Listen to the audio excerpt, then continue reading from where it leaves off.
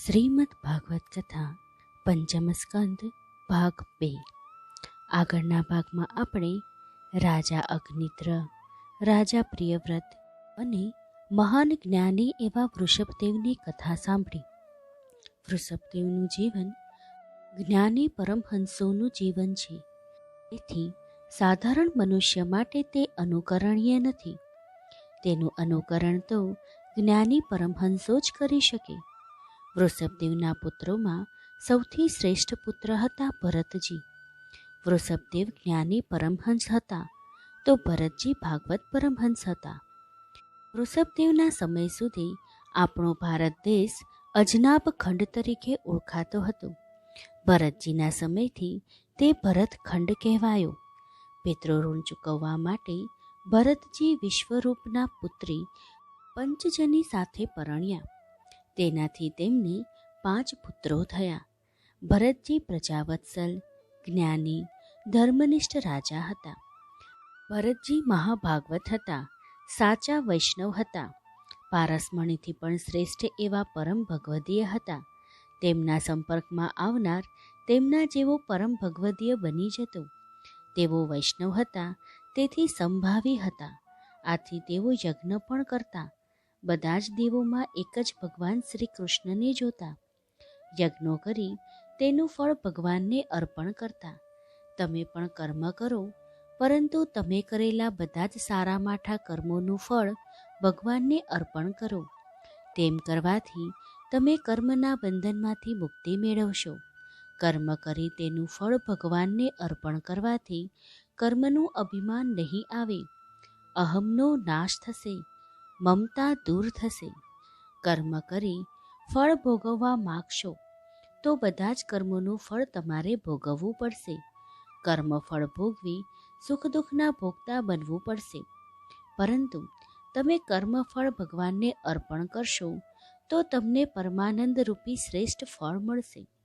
સકામ કર્મ કરતા ભૂલ થાય તો પરિણામ ભોગવવું પડે છે. નિષ્કામ ભાવે કર્મ કરતા ભૂલ થાય તો તેનું પરિણામ તમારે ભોગવવાનું રહેતું નથી. જે કોઈ કર્મ કરે તે તેનું ફળ ભોગવે. કરતા પોતે જ ભોગતા બને છે. ભરતજી યજ્ઞો જેવા કર્મો કરતા, પરંતુ તેનું ફળ કૃષ્ણાર્પણ કરતા. ભરતજીએ અનેક વર્ષ સુધી રાજ કર્યો. પછી પોતાના પુત્રોને રાજ્ય સોંપી દીધું. પોતે ભગવદ દાસ બની પુલહાશ્રમમાં પધાર્યા. શ્રી રામકૃષ્ણ પરમહંસ કહેતા, સંસારમાં રહેનાર જીવે સંસારમાં નાવડીની માફક રહેવું જોઈએ. જ્યાં સુધી નાવ પાણીની ઉપર રહે ત્યાં સુધી તે તરે છે, પરંતુ જ્યારે પાણી નાવમાં ભરાઈ જાય ત્યારે તે ડૂબે છે. તમે પણ સંસારમાં નાવડીની માફક રહો, પરંતુ સંસારની ઉપર રહો. સંસારને તમારામાં પ્રવેશવા દેશો નહીં. અહંતા મમતામય આ સંસાર જેવો તમારામાં પ્રવેશ્યો કે તરત જ તમે નક્કી ડૂબવાના. આપણું આ શરીર નાવરૂપ છે. સંસાર સમુદ્ર સમાન છે. વિષયો સમુદ્રમાં જળરૂપ છે. તમારા શરીરને વાસનામય બનાવશો તો સંસારરૂપી સમુદ્રમાં ડૂબશો. ભરતજી સંસારથી પર રહ્યા, તેથી તેઓ ભવસાગર તરી ગયા. પરંતુ ભગવાનની માયા દુરત્ય છે. ભગવાનની માયા તરવી મુશ્કેલ છે. શિવ વિરંચી પણ તેનો પાર પામી શકતા નથી. ભરતજી પણ તેનો પાર પામી ન શક્યા અને માયામાં ફસાયા. ભરતજીએ રાજ્ય છોડ્યું, પત્ની છોડી, સર્વસ્વનો ત્યાગ કરી વનમાં આવ્યા. ભક્તિ કરવા લાગ્યા, પરંતુ ભગવત ભક્ત એવા ભરતજી દયા કરવા જતાં ભગવાનને ભૂલ્યા અને ભવાટવીમાં અટવાયા. હરિને મેળવીને હરિને ભૂલ્યા. એક દિવસ પ્રાતઃકાળે ભરતજી સ્નાન સંધ્યામાં નિમગ્ન બની ગયા હતા. કેડપુર પાણીમાં ઊભા રહી તેઓ ગાયત્રી મંત્રનો જાપ જપતા હતા. ધ્યાનમગ્ન બની ગયા હતા. ભરતજી પ્રાર્થના કરતા હતા, હે પ્રભુ, મારા મન અને મારી બુદ્ધિને તું સન્માર્ગે જવાની પ્રેરણા કર. હું તારા તેજોમય સ્વરૂપનું ચિંતન કરું છું. ભરતજી ધ્યાનમગ્ન બની ગયા હતા. તેમનું ચિત્ત પ્રભુમાં પરોવાયેલું હતું. તેઓ માનસી સેવામાં લાગી ગયા હતા. માણસ જેટલું પાપ શરીરથી કરે છે તેથી અનેક ગણું વધારે પાપ તે મનથી કરે છે. જો તે મનનો નિરોધ કરે તો પોતાના શરીરથી જેટલી સેવા તે કરી શકે તેનાથી અનેક ગણી સેવા તે મન વડે કરી શકે. નિરોધથી વશ કરેલું મન પ્રભુ પ્રાપ્તિ માટેનું સર્વોત્તમ સાધન છે. એટલા માટે જ તો તનુજા અને વિતજા સેવાને શ્રીમદ વલ્લભાચાર્યજીએ સાધનરૂપ ગણાવી છે અને માનસી સેવાને ફળરૂપ બતાવી છે. પરંતુ માનસી સેવા સહેલી નથી. એક વણિક હતો. તેની પાસે ઘણું જ દ્રવ્ય હતું, પરંતુ સ્વભાવે તે કંજૂસ હતો. તેના દ્રવ્યનો ઉપયોગ તે પ્રભુ સેવામાં કરતો ન હતો. તેને સન્માર્ગે લાવવા તેના ગુરુદેવે તેને કહ્યું, તું માનસી સેવા કર. પ્રભુ માનસી સેવાથી ઘણા જ પ્રસન્ન થાય છે. વળી માનસી સેવામાં એક પાઈનો પણ ખર્ચ થતો નથી. વાણિયાને તો એટલું જ જોઈતું હતું. પોતાનું ધન પોતાની પાસે રહે અને પ્રભુની સેવા થાય. આ તો ઘણું જ ઉત્તમ. માનસી સેવાની વિધિ તેણે પોતાના ગુરુદેવ પાસેથી જાણી લીધી. ગુરુદેવે કહ્યું, જેમ અન્ય ભક્તો કરે છે તેમ જ તારે પણ કરવાનું. ભગવાનને જમાડવાના, સ્નાન કરાવવાના, શૃંગાર સજાવવાના, ભોગ ધરવાના, ભાત ભાતના મેવા, મીઠાઈ અને મિષ્ટાન પ્રભુને આરોગવા આપવાના. બધું જ કરવાનું, પરંતુ એ બધું જ મનથી કરવાનું. તારે મનથી એમ માનવાનું કે પ્રભુ, હું તમને સ્નાન કરાવું છું, સુંદર વાઘા પહેરાવું છું, હીરા રત્ન જડિત આભૂષણો પહેરાવું છું, મેવા અને માવાની મીઠાઈ તમારી સમક્ષ ધરાવ્યા છે.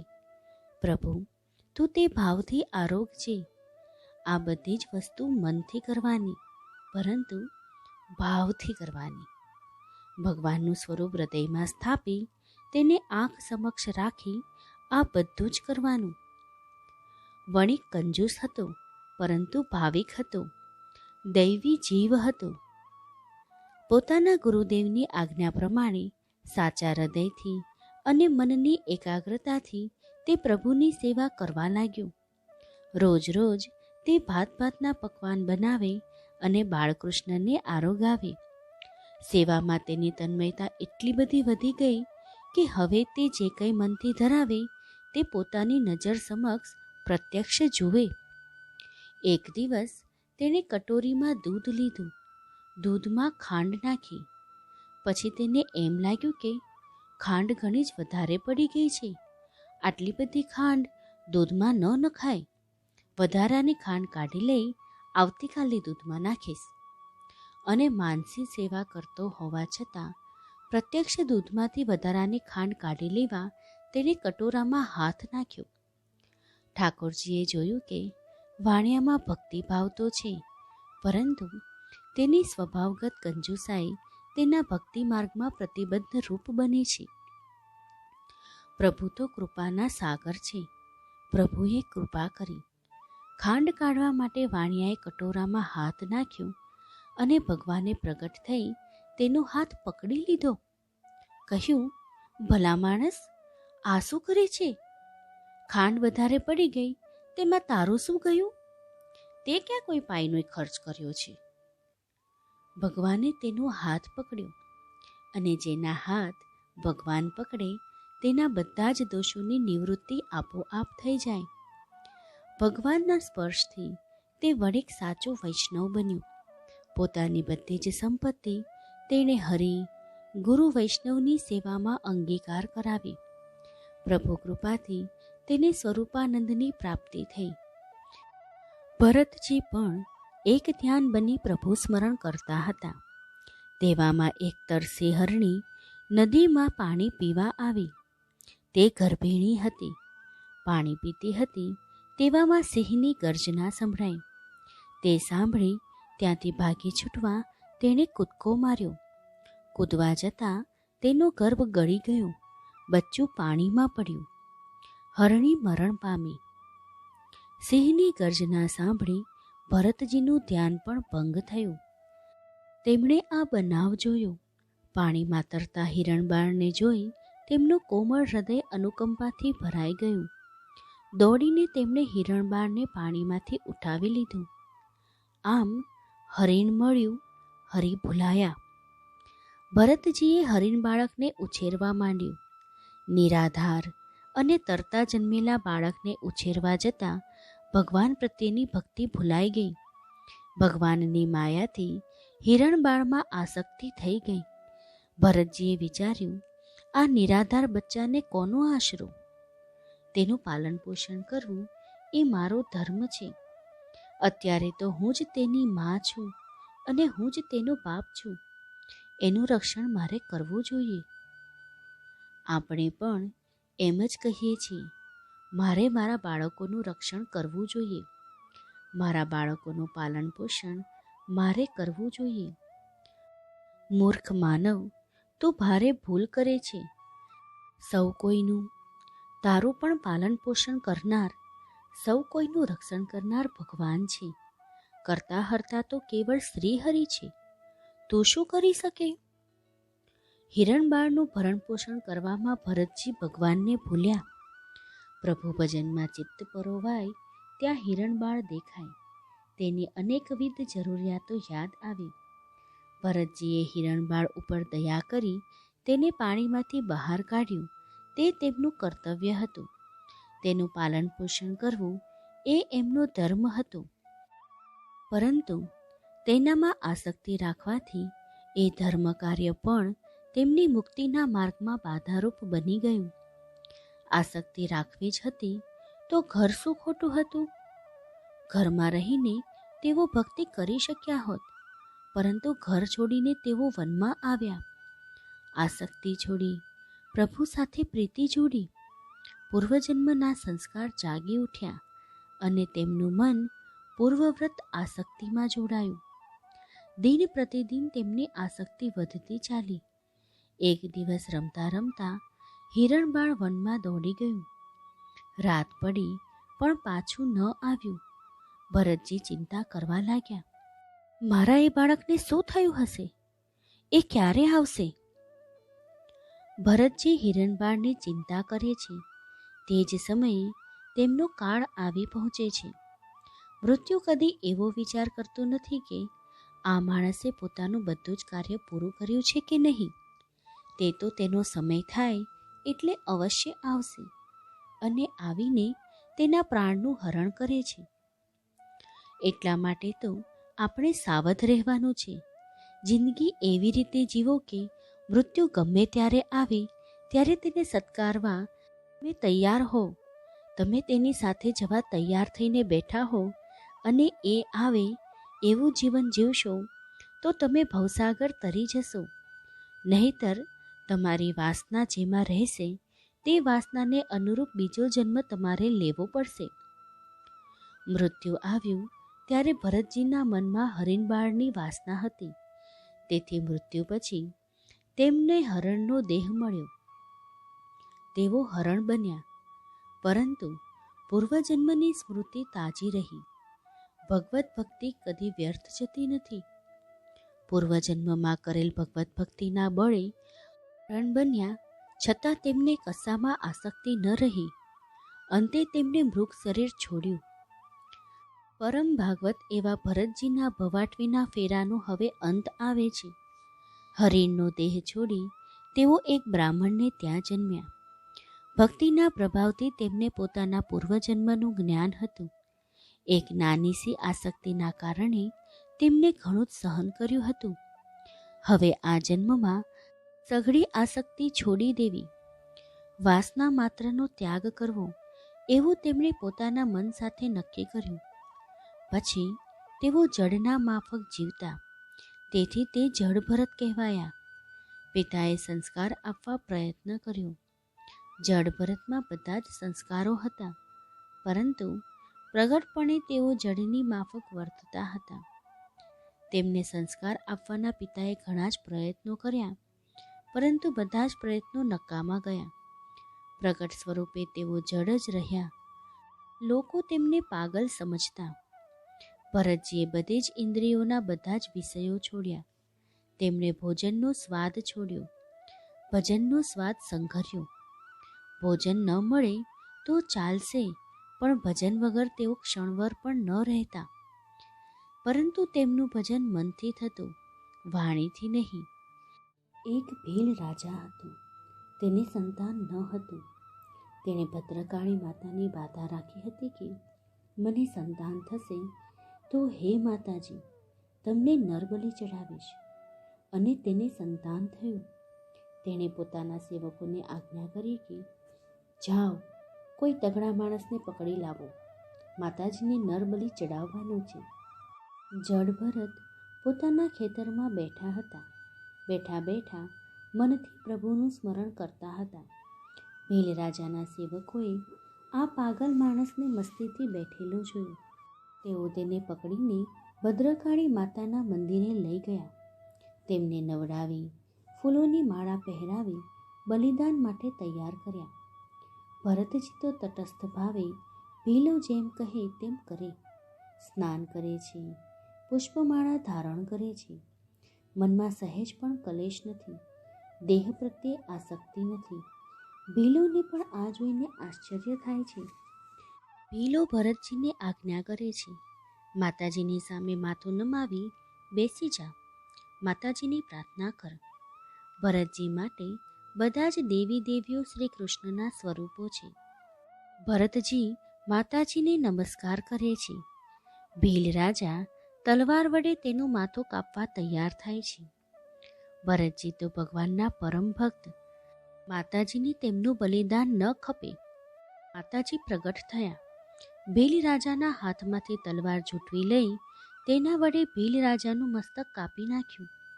નરબલી તો થયો, પરંતુ તે ભીલ રાજાનો પોતાનો, ભરતજીનો નહીં. ભરતજી પાછા આવ્યા, સ્વસ્થાને બિરાજ્યા. તેમનું જડ આચરણ પૂર્વવ્રત ચાલુ રહ્યું. સિંધુ સૌવેર દેશનો રાજા રહુગણ કપિલ મુનિ પાસે બ્રહ્મજ્ઞાન મેળવવા નીકળ્યો. પાલખીમાં બેસી તે કપિલાશ્રમ તરફ જઈ રહ્યો હતો. તેમની પાલખી ઉપાડનાર 4 લોકો હતા. તેમાંથી એક ભોઈ થાકને કારણે ચાલવામાં અશક્ત બની ગયો. આથી કોઈ સશક્ત માણસને પકડી લાવવા રાજાએ પોતાના સૈનિકોને મોકલ્યા. એવા માણસની તપાસ કરતા સિપાહીઓને જડ ભરત મળી ગયા. સશક્ત શરીરવાળા અને મસ્તરામ એવા ભરતજીને પકડીને તેઓ રાજા પાસે લઈ ગયા. ચોથા ભોઈની જગ્યાએ તેમને ગોઠવી દીધા. ભરતજીએ નિર્લેપ ભાવે પાલખી ઉપાડી ચાલવા માંડ્યું. પરંતુ ભરતજીની ચાલ જુદા જ પ્રકારની હતી. સૌ કોઈ ચાલે છે, પરંતુ સૌની ચાલ જુદી જુદી હોય છે. સંસારી જીવો પોતાની સલામતી વિચારીને ચાલે છે. ભરતજી જેવા ભક્તો અન્યની સલામતી વિચારીને ચાલે છે. યોગીઓ 4 હાથના ઘેરાવામાં દ્રષ્ટિ રાખીને ચાલે છે, અને ભોગીઓની દ્રષ્ટિ ચારેકોર ફરતી રહે છે. ભરતજીને કીડી મકોડામાં પણ ભગવાન દેખાય છે. પોતાના પગ તળે આવીને કીડી કચડાઈને મરી જાય એ ભયથી કીડી કે બીજા શુદ્ર જીવજંતુઓને જોઈ તેમને ઓળંગી જવા ભરતજી ક્યારેક ટૂંકા ડગલા ભરે છે. તેમની ચાલ સાથે બાકીના 3 ભાઈઓની ચાલનો મેળ મળતો નથી. પરિણામે પાલખી ઊંચી નીચી થાય છે. રાજાને આંચકા અનુભવવા પડે છે. પાલખીમાં બેઠેલા રાજાને અસુખ થાય છે. રાજા ભાઈઓને સરખી રીતે ચાલવા આજ્ઞા કરે છે. 3 ભાઈઓ ભરતજીના માથે દોષનો ટોપલો ઓઢાડે છે. રાજા ભરતજીને નિર્બળ, વૃદ્ધ વગેરે શબ્દોથી નવાજે છે. જીવતા મુવા જેવા કહે છે. પરંતુ ભરતજી તો સમશત્રૌ ચ મિત્રે ચ તથા માનાપમાનયે. ભરતજીના મન ઉપર રાજાની વક્રોકૃત અપમાનજનક શબ્દો કે મશ્કરીની કશી જ અસર થતી નથી. તેઓ તો પૂર્વવ્રત ચાલે છે. રાજાને ગુસ્સો ચડે છે. તે ભરતજીને સજા કરવાની ધમકી આપે છે, મારવાની ધાક બતાવે છે. ભરતજી વિચારે છે, આ રાજા મારું અપમાન કરે છે એ વાત મહત્વની નથી. મારા ખભા ઉપર બેસી તે બ્રહ્મજ્ઞાનની શોધમાં જાય છે એ વાતનું મહત્વ છે. મારા ખભા પર બેસનાર માણસનું પતન થાય એ યોગ્ય નથી. રાજા ભલે પાલખીમાં બેઠો હોય, પરંતુ તે મારી સાથોસાથ ચાલ્યો છે. સંત સાથે ચાલનાર ઉપર સંત સમાગમની અસર પડવી જોઈએ. સત્સંગ થયા છતાં તે કોરો રહે તે કેવી રીતે બને? આમ વિચારી જડ ભરતજી બોલે છે. સંત બોલે એટલે સાંભળનારનું કલ્યાણ થાય. ભરતજી કહે છે, જીવન અને મરણ એ બે અવસ્થાઓ તો દેહની છે. દેહ ધારણ કરનાર આત્માની નથી. સૌના સ્વામી તો ભગવાન શ્રી કૃષ્ણ છે. જીવ માત્ર તેના સેવક છે. માનવ પોતે પોતાને સ્વામી સમજે એ તેનું અજ્ઞાન છે. આમ કહી ભરતજીએ પૂર્વવ્રત પાલખી ઉઠાવી, પરંતુ તેમના વચનો સાંભળી શ્રદ્ધાળુ રાજાનો સ્વભાવગત દોષ ગયો. તે પાલખીમાંથી નીચે ઉતરી ગયો અને જડ ભરતજીના ચરણોમાં દંડવત પ્રણામ કર્યા. પોતે કરેલા અપમાનની ક્ષમા માંગી. ભરતજીનો પરિચય પૂછ્યો. શિષ્ય ભાવે જ્ઞાન યાચ્યું. તેની દીનતા જોઈ ભરતજી કહે છે, રાજન, તે મને દુર્બળ કહ્યો, પરંતુ હે રાજા, જાડાપણું કે પાતળાપણું એ દેહના ધર્મો છે. આત્મા સાથે તેને કોઈ સંબંધ નથી. વળી દેહમાં રહેલો આત્મા હંમેશા જીવતા મુવા જેવો છે. આત્મા જ્યાં સુધી દેહને વળગી રહે છે ત્યાં સુધી તે જીવતો હોવા છતાં મુવા જેવો જ છે. હે રાજા, તું મને મારવાનું કહે છે. માર શરીરને પડે છે, આત્માને નહીં.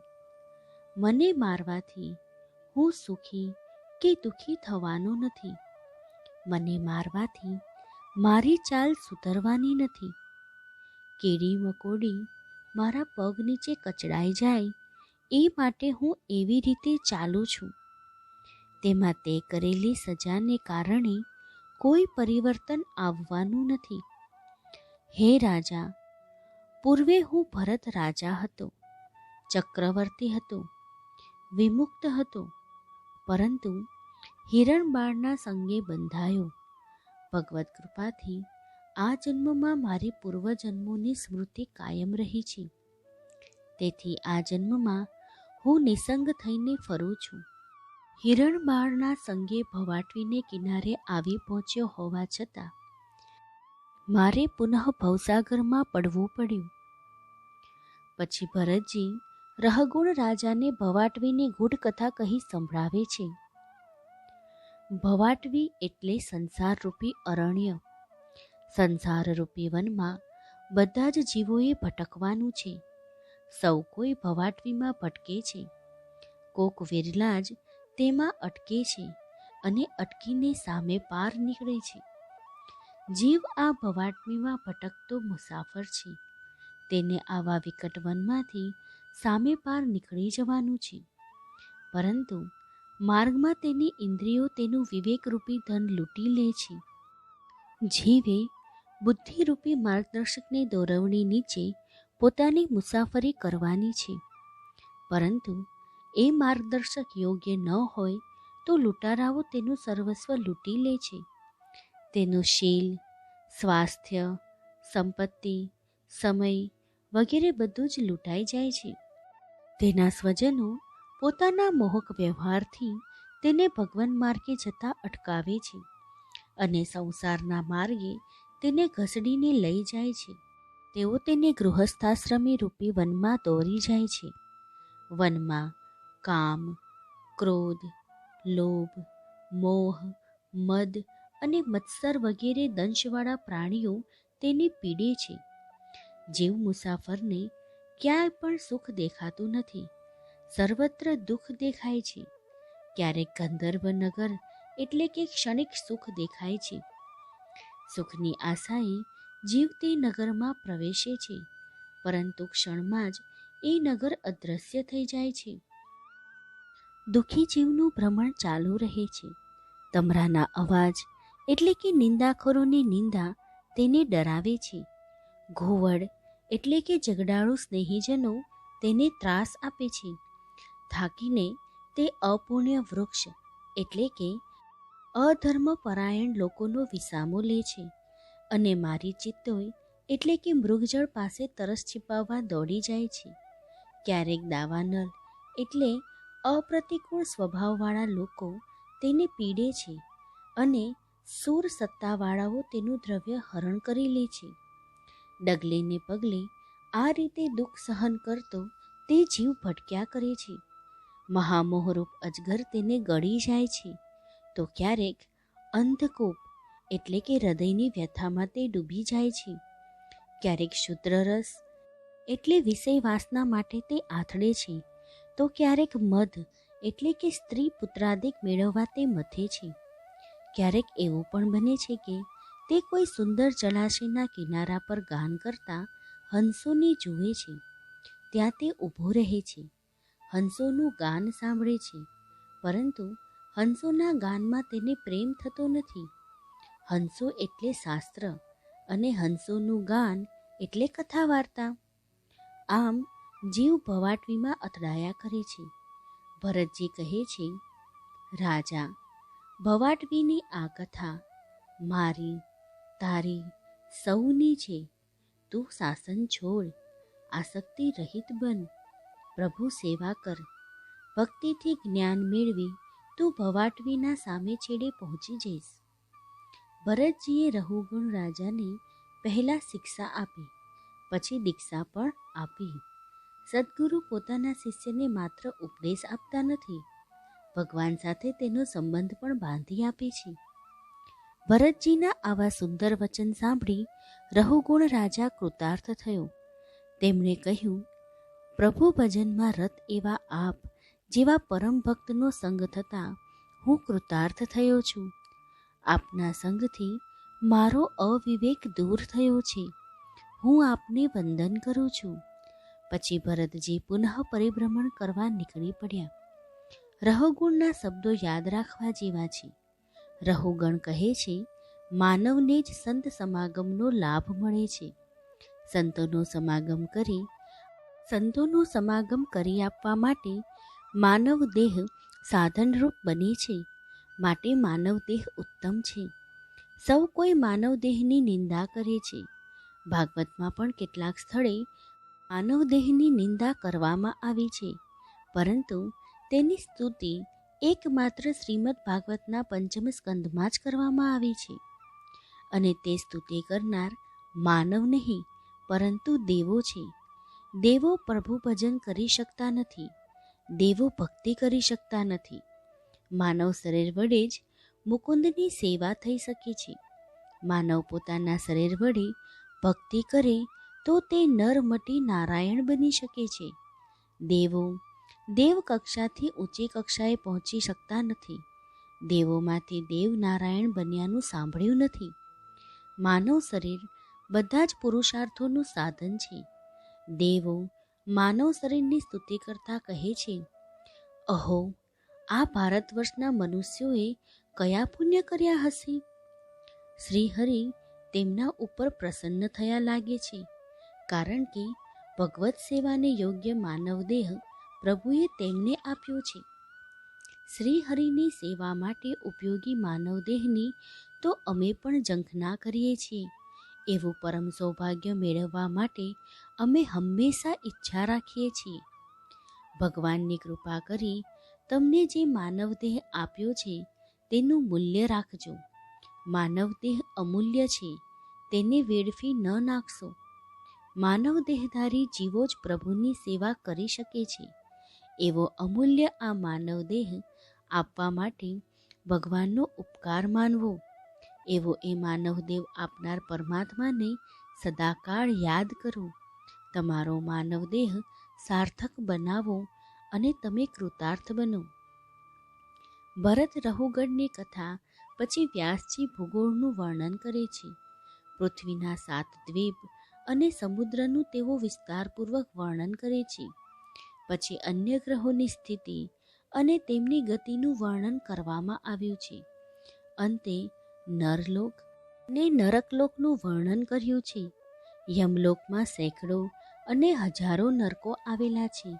આ બધા જ વર્ણનો સાથે 5મો સ્કંદ પૂરો થાય છે. જય શ્રી